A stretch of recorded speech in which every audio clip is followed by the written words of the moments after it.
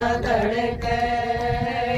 गंगा नाण गई थी रुकमण गंगा नाण गई थी रुकमण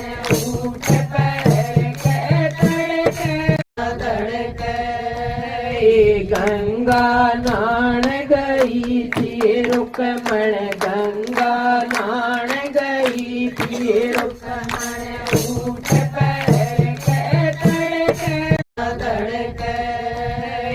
गंगा नाण गई थी रुकमण गंगा नाण गई थी रुकमण ऊठ पैर के तड़के